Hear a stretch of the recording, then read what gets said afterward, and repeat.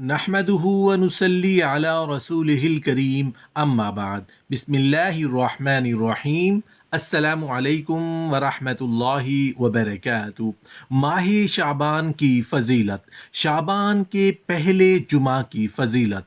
माह शाबान के पहले जुमा की वो फजीलतें जो कम ही लोग जानते हैं। शाबान के पहले जुमा के दिन करने वाला वजीफ़ा। अगर आप किसी मुसीबत में गिरफ्तार हैं, अगर आपको कोई परेशानी है, कोई बीमारी है, बच्चों की शादी का मसला है, जादू जिन्नात का साया है या कोई बंदिश की गई है, कारोबार या रोज़गार के कोई मसाइल हैं, कर्ज का बोझ है, कोई घरेलू नाचाकियाँ हैं, औलाद नाफरमान है, तो शाबान के पहले जुमा के दिन आप ये अमल और इस वीडियो में बताया गया वजीफ़ा ज़रूर पढ़ें और उसके बाद अल्लाह के हुजूर गिड़गिड़ाकर खुशू व खुजू के साथ, निहायत आजिज़ी के साथ अपनी दुआएं अल्लाह रब्बुल इज़्ज़त की बारगाह में पेश करें। इंशाअल्लाह ताला अल्लाह पाक आपको हर वो चीज़ अता करेंगे जिसकी आप ख्वाहिश रखते हैं। मोहतरम नाजरीन, अल्लाह पाक ने जो हमें ज़िंदगी अता की है, बरोज़े क़यामत उसके एक एक लम्हे का, एक एक पल का हिसाब व किताब देना होगा। जो कुछ खाया होगा, जो कुछ पिया होगा, उसका जवाब देना होगा। जो आंखों से देखा, जो कानों से सुना, जो जुबान से बोला है, हाथ से किया है, जो पाँव से किया है, जो भी आमाल हमने किए हैं, नेक या बद, सब का हिसाब होगा। रेत के जर्रे के बराबर किसी के साथ ज्यादती की होगी, रेत के जर्रे के बराबर किसी ने हमारे साथ ज्यादती की होगी, तो उसका पूरा पूरा बदला लिया और दिया जाएगा। इसलिए हमें अपना हर कदम सोच समझकर उठाना चाहिए कि कोई अल्लाह की नाफरमानी ना होने पाए। मोहतरम नाजरीन, इस्लामी साल का आगाज़ माह मुहर्रम से और इख्तिताम ज़िलहज पर होता है। शाबान 8वां इस्लामी महीना है जो रमज़ानुल मुबारक से पहले आता है। इस महीना को अल्लाह जल्ल शानहू ने बहुत फजीलत अता फरमाई है, जिसकी अजीम वजह तो ये मालूम होती है कि इस महीना में माह रमज़ान के रोज़ों, तरावीह और दीगर इबादत की तैयारी का मौका मिलता है। रमज़ान जो अपनी बरकतों, रहमतों और इनायात का मौसम बहार है, इसकी तैयारी का माह शाबान से शुरू होना उसकी अजमत को चार चांद लगाता है। गोया शाबान को रमज़ान का मुकदमा कहना चाहिए। माह शाबान अजमत वाला महीना है क्योंकि रसूलुल्लाह सल्लल्लाहु अलैहि वसल्लम ने इसमें खसूसियत से बरकत की दुआ फरमाई है। हज़रत अनस रज़ी अल्लाह तआला अन्हु फरमाते हैं, जब रजब का महीना आता तो रसूलुल्लाह सल्लल्लाहु अलैहि वसल्लम ये दुआ फरमाते थे, ऐ अल्लाह हमारे लिए रजब और शाबान में बरकत अता फरमा और हमें रमज़ान के महीने तक पहुँचा। चूँकि यह रमज़ान का मुकदमा है, इसलिए इसमें रमज़ान के इस्तकबाल के लिए तैयारी की जाती है। खुद रसूलुल्लाह सल्लल्लाहु अलैहि वसल्लम ने इस महीने में रमज़ान की तैयारी और तरगीब दी है। हज़रत अनस बिन मालिक रज़ी अल्लाह तआला अन्हु रिवायत करते हैं कि माह रजब की आमद पर रसूलुल्लाह सल्लल्लाहु अलैहि वसल्लम यूँ फरमाया करते थे कि ऐ अल्लाह हमारे लिए रजब और शाबान में बरकतें नाज़िल फरमा और रमज़ान हमें नसीब फरमा। माह शाबान की फ़जीलत व बरकत का इस अमल से भी अंदाज़ा लगाया जा सकता है कि इस महीने में बंदों के आमाल अल्लाह जल्ल शानहू के हुजूर पेश किए जाते हैं। हज़रत उसामा बिन ज़ैद रज़ी अल्लाह तआला अन्हु बयान किया है कि मैंने रसूलुल्लाह सल्लल्लाहु अलैहि वसल्लम की खिदमत में अक़दस में अर्ज़ किया, या रसूलुल्लाह सल्लल्लाहु अलैहि वसल्लम, मैं आपको सब महीनों से ज़्यादा शाबानुल मुअज़्ज़म के महीने में रोज़े रखते देखता हूँ, इसकी क्या वजह है? आप सल्लल्लाहु अलैहि वसल्लम ने फरमाया, ये वो महीना है जिससे लोग गाफिल और सुस्त हैं। रजब और रमज़ानुल मुबारक के दरमियान ये वो महीना है जिसमें आमाल अल्लाह जल्ल शानहू के हुजूर लिए जाए जाते हैं।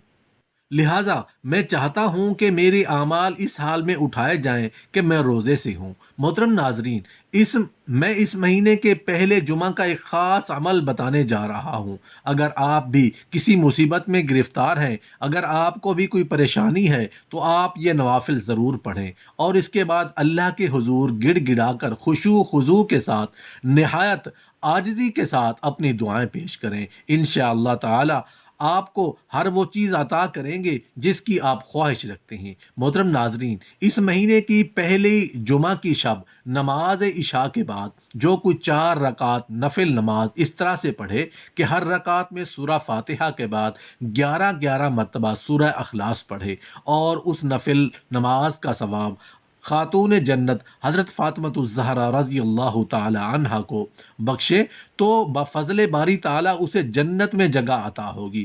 اسی طرح شعبان کے پہلے جمعۃ المبارک کو نماز مغرب کے بعد نماز عشاء سے پہلے 2 رکعت نفل نماز اس طرح سے پڑھیں کہ ہر رکعت میں سورۃ الفاتحہ کے بعد 1 مرتبہ آیت الکرسی، 10 مرتبہ سورۃ الاخلاص اور 1 مرتبہ سورہ الناس پڑھے۔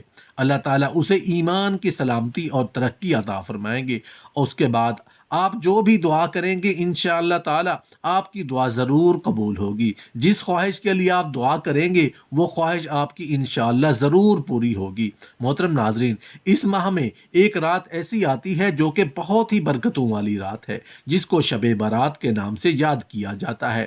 بدقسمتی کی بات ہے کہ برکت و سعادت کے باوجود ہم یہ مقدس رات بھی توہمات اور فضول ہندوانہ رسمات کی نظر کر دیتے ہیں۔ اس رات میں افراط و تفرید کا شکار ہو کر اسے کھیل کود میں گزار دیتے ہیں، ذلت و رسوائی، بد امنی، خوف و دہشت گردی اور بے برکتی کی زندگی بسر کر رہے ہیں۔ اس سے نجات کی ایک ہی راہ ہے کہ ساری قوم اجتماعی طور پر اللہ تعالیٰ کی بارگاہ میں مغفرت طلب کرے اور اس رات کو شب توبہ اور شب دعا کے طور پر منائیں۔ محترم ناظرین، آئیے اس غفار رحمان و رحیم کی رب کی بارگاہ میں ندامت کے آنسو بہائیں اور خلوص دل سے توبہ کریں، حسب توفیق تلاوت کلام پاک کریں، رسول اللہ صلی اللہ علیہ وسلم کی ذات اقدس میں ہدیہ درود و سلام پیش کریں، نوافل ادا کریں، خصوصاً صلاۃ التوبہ پڑھیں، اتفاق اور دیگر مسنون اذکار کے ساتھ دلوں کی زمین میں بوئی جانے والی فصل اختیار کریں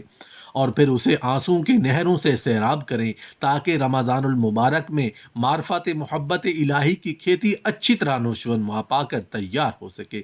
یہ کہنا بے جا نہ ہوگا کہ شعبان المعظم رمضان المبارک کے ابتدائیہ اور مقدمہ ہے، اور اس میں ہمیں ماہ رمضان کی عبادات کی تیاری کرنی چاہیے۔ حضرت سلمان فارسی رضی اللہ تعالیٰ عنہ سے روایت ہے کہ رسول اللہ صلی اللہ علیہ وسلم نے ہمیں شعبان کے مہینے کی آخری تاریخ میں خطبہ دیا اور فرمایا کہ اے لوگو، تم پر ایک عظمت و برکت والا مہینہ سایہ فکن ہونے والا ہے۔ پھر آپ صلی اللہ علیہ وسلم نے شب قدر، تراویح، مغفرت باری تعالیٰ اور رمضان میں اہتمام سے کیے جانے والے خصوصی اعمال کا تذکرہ فرمایا۔ شعبان کی فضیلت اس بات پہ اجاگر ہوتی ہے کہ آپ صلی اللہ علیہ وسلم اس کے چاند اور اس کی تاریخوں کے حساب کا بھی بہت اہتمام فرماتے تھے۔ حضرت ابو ہریرہ رضی اللہ تعالیٰ عنہ فرماتے ہیں کہ شعبان کے چاند یعنی تاریخوں کو خوب اچھی طرح محفوظ رکھو تاکہ رمضان کا حساب ہو سکے، تاکہ رمضان کے صحیح حساب کے لیے شعبان کا چاند اور اس کی تاریخوں کو خصوصیت سے یاد رکھا جائے۔ جب شعبان کی آخری تاریخ ہو تو رمضان کا چاند دیکھنے میں پوری کوشش کی جائے۔ آپ صلی اللہ علیہ وسلم شعبان میں کثرت سے روزے رکھا کرتے تھے، بلکہ رمضان کے بعد جس مہینہ میں زیادہ روزوں کا اہتمام فرماتے وہ یہی شعبان کا مہینہ تھا۔ حضرت عائشہ صدیقہ رضی اللہ تعالی عنہ سے مروی ہے کہ آپ صلی اللہ علیہ وسلم جب روزے رکھنا شروع فرماتے تو ہم کہتے کہ اب رسول اللہ صلی اللہ علیہ وسلم روزے رکھنا ختم نہ کریں گے، اور جب کبھی آپ صلی اللہ علیہ وسلم روزہ نہ رکھتے تو ہم یہ کہتے کہ آپ صلی اللہ علیہ وسلم اب روزہ کبھی نہیں رکھیں گے۔ میں نے رسول اللہ صلی اللہ علیہ وسلم کو رمضان شریف کے علاوہ کسی اور مہینہ کے مکمل روزے رکھتے نہیں دیکھا، اور میں نے رسول اللہ صلی اللہ علیہ وسلم کو شعبان کے علاوہ کسی اور مہینہ میں کثرت سے روزے رکھتے نہیں دیکھا۔